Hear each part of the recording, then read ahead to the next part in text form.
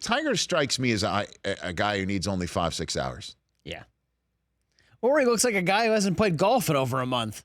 It's true, too. Not like you. Hey. Saw you out on the links yesterday on your Instagram story. Well, it wasn't my Instagram story. It was Bob Menery's Instagram story. This was quite, the foursome you had. Bob's Instagram stories have almost 2 million eyeballs on it. And they're all He's very popular. They're all anywhere between 8 and 15 years old and fired up. Lots of cursing. Many of them. Lots of cursing on his Yeah, I know, right. That's quite the foursome, though. Well, it was a fivesome? Yes. Oh, okay. It was. I didn't recognize the fifth guy. Well, he is Victor Coleman is his name. He's a local real estate and got it. I would say magnate. He's got probably a lot going on. All I know is he owns the building the NFL Network's in. Oh. So there's that. He's doing all right. And Craig Susser, the proprietor of my favorite establishment here, Craig's. Yep. And Doc Rivers, hey, coach of your Los Angeles Clippers. Hey. And the number of times whenever he would make a shot that didn't go well, everyone in the group's like, all right, it doesn't matter. You got Kawhi. And then occasionally he would turn around and go, and Paul George. Now, you've played with Doc before. He Yes. must have been in a much better mood during this round. He's always in a good mood. Honestly, he's always just Doc Rivers. What is his game? I mean, I shouldn't talk because it's better than mine. Let's just start with that. Okay. Because you're a tremendous slouch, too. I'm a tremendous slouch. I mean, I am a tremendous slouch. His short game was en fuego, to use the Dan Patrick phrase yesterday. The number of times that he would scramble and get up and down and then either win a hole or half it was, for somebody competing against him, frequently frustrating. Yes. So there was that. And it was funny. I'll tell this story. Since Doc is hopefully coming on here in the next couple weeks anyway. Oh, nice. I think the press conference to introduce Kawhi and Paul George is slated for next week, I believe. Taking some time. Well, I mean, everybody did. Anthony Davis just got introduced last week. Yeah, it was just on Saturday. Hey, he's got to get all of his affairs in order in Toronto. How many boxes do you think? 1 box for Kawhi?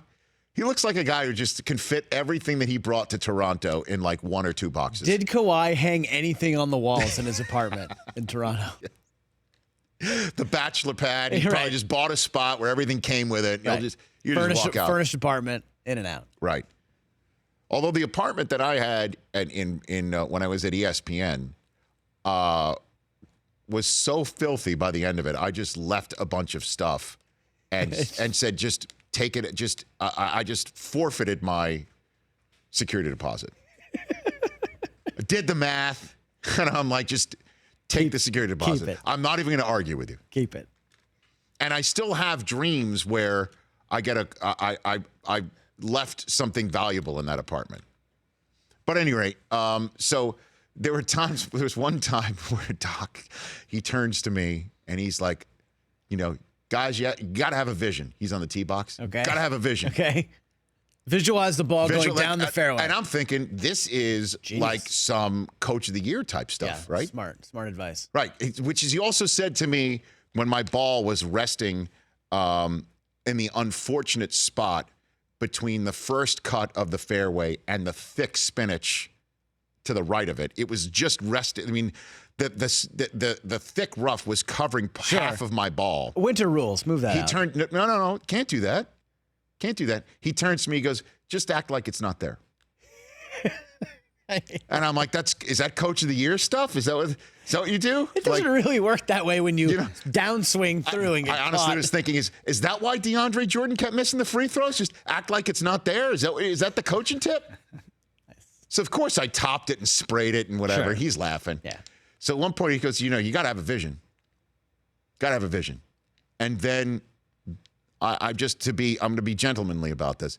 He did not perform well off the tee box after that. Like maybe his worst tee ball of the day. Not the vision he was. Correct. So I step up a couple later, and I Epic. tape delay my swing, meaning arms come through, then the hips. Ooh. Not good. I mean, that thing had a right turn blinker on it the minute it left the tee box. So, and it's not the Epic Flash driver, which was epic and flashing quite a bit yesterday. It's a nice piece of equipment. Thank you, sir.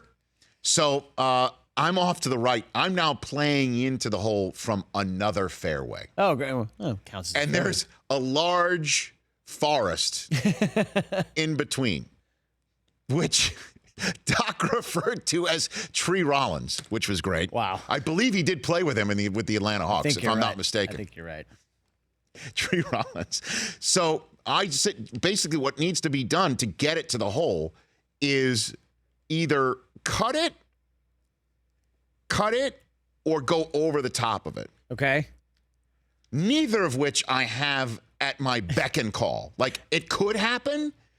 But it would be by chance. Total chance. I turn to Doc and I say to him, I have a vision. And step up and fade it around the tree. And I hit it so well, it flew well past the hole, but tabled it onto the green. And it was glorious. Make the putt.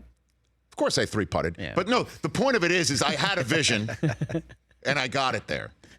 So much fun. Just a total blast to be able to do stuff like that.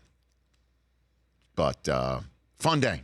Just a beautiful Southern California day. And it was funny every single time. And he just didn't make a shot. It's okay. We got Kawhi and Paul George. Yeah, damn straight. For more of The Rich Eisen Show, tune to Audience Channel 239 on DirecTV for free on VR Live or download the Rich Eisen Show app.